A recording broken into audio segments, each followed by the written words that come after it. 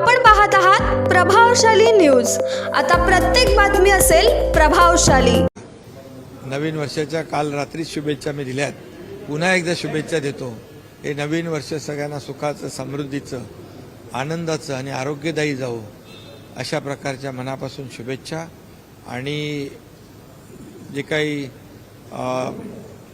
आपल्या बळीराजावरची, सर्वसामान्य माणसावरची सगळी संकट, सगळी अरिष्ट दूर हो अशा प्रकारच्या शुभेच्छा। आणि नवीन वर्षाचं काय,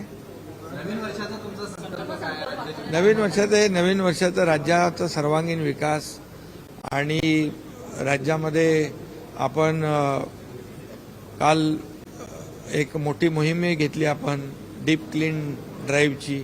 त्याच्यामध्ये महाराष्ट्र स्वच्छता अभियान जे आहे, स्वच्छ महाराष्ट्र अभियान एक मोठ्या प्रमाणावर आपण मुंबईमध्ये सुरू केले, परंतु संपूर्ण महाराष्ट्रामध्ये टप्प्याटप्प्याने ते सुरू करतोय आणि नागरिकांच्या आरोग्यासाठी ते देखील महत्त्वाचं आहे। त्याच्यामध्ये एक लोक चळवळ निर्माण व्हावी अशा प्रकारचा प्रयत्न आहे आणि मोठ्या प्रमाणावर त्याला प्रतिसाद लोक देत आहेत। हे आणि त्याचबरोबर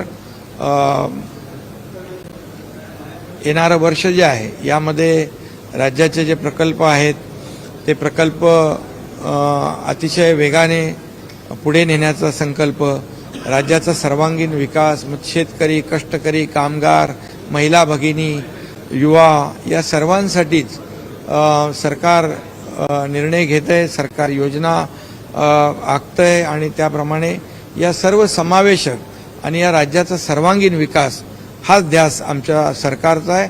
आणि सर्वसामान्य माणसाच्या आयुष्यामध्ये चांगले दिवस, त्यांच्या जीवनामध्ये सुख समृद्धी, राज्य सुजलाम सुफलाम व्हावं अशा प्रकारचा संकल्प जो आहे तो आपण घेतलेला आहे। राज्यातून अनेक उद्योग जे आहेत ते राज्याबाहेर जातात, असा सूर जो आहे तो विरोधकांकडून आवडला जातो। नाही, त्याच्यावर मी बोललेलो आहे। त्याच्यावर खरं म्हणजे त्याच्यावर मी बोललो यापूर्वीच की असा कुठलाही पाणबुडीचा प्रकल्प आपल्या राज्याच्या बाहेर जाणार नाही। उलट जे आपण गेल्या वर्षभरामध्ये आज जे MOU साईन केले 1,37,000 कोटीचे, अनेक जे उद्योगपती आहेत त्यांनी महाराष्ट्राला पसंती दिलेली आहे। या MOU मधले करारनाम्यातले 80 ते 85% कामं आपण त्याचं इम्प्लिमेंटेशन केलंय आणि आपण त्या उद्योगांना सिंगल विंडो क्लिअरन्स असेल, त्यांना लागणाऱ्या सवलती आहेत, त्यांना लागणाऱ्या परमिशन्स आहेत, या सर्व देतोय। त्यामुळे महाराष्ट्राला उद्योग प्राधान्य देत आहेत, पसंती देत आहेत। त्यामुळे यापुढे देखील मोठ्या प्रमाणावर उद्योग येतील आणि या राज्यातल्या तरुणांना रोजगार मिळेल अशा प्रकारचं प्रयत्न सरकारचा आहे। त्यामुळे हे असं आरोप प्रत्यारोप जो आहे त्याच्यामध्ये कुठलाही काही सत्यता नाही, एवढंच मी या प्रसंगी सांगतो।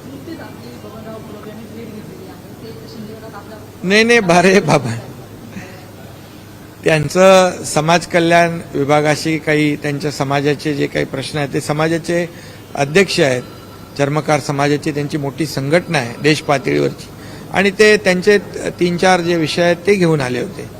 त्यामुळे असं कुठली राजकीय भेट नाही। पाऊस कमी झाल्यामुळे 40 गावांना दुष्काळग्रस्त ठरवलेलं आहे, पण आणखी काही गावं त्यात ऍड व्हायची शक्यता आहे। 40 तालुक्यांना ऍड होण्याची शक्यता आहे, कारण की अनेक आंदोलन होत आहेत का आमचा दुष्काळ नाही। त्याच्यानंतर आपण रिजन वाईज जी गावं आहेत, मंडळ वाईज आपण 1221 गावं त्याच्यामध्ये आणखी समाविष्ट केलेली आहेत। त्यामुळे दुष्काळग्रस्त शेतकऱ्यांच्या मागे सरकार उभं राहील आणि बिलकुल त्यांना वाऱ्यावर सोडणार नाही। त्याचबरोबर अतिवृष्टी, अवकाळी याच्यामध्ये देखील जे शेतकऱ्यांचं नुकसान झालेलं आहे त्याच्यामध्ये देखील शेतकऱ्यांच्या मागे सरकार उभं राहिलेलं आहे। वेळोवेळी शेतकरी हा आपला अन्नदाता आहे, त्याला वाऱ्यावर सरकार सोडणार नाही। शिवडी नावासेवा प्रकल्प अत्यंत महत्त्वाचा आहे, त्याच्या उद्घाटनावर अनेक आरोप प्रत्यारोप केले जात आहेत। साधारणतः कधीपर्यंत उद्घाटन होऊ शकतं, मुंबईकरांना कधी? शिवडी नावासेवा हा जो काही अतिशय महत्वाकांक्षी प्रकल्प आहे, जो 22 किलोमीटरचा सिंगल लॉंगेस्ट सी ब्रिज आहे देशातला, त्याचं उद्घाटन जे आहे आदरणीय प्रधानमंत्री महोदयांच्या शुभ हस्ते 12 तारखेला आम्ही निश्चित केलं आहे. प्रधानमंत्री महोदयांकडून वेळ मिळेल अशा प्रकारची अपेक्षा आहे आणि हा गेम चेंजर प्रकल्प आहे.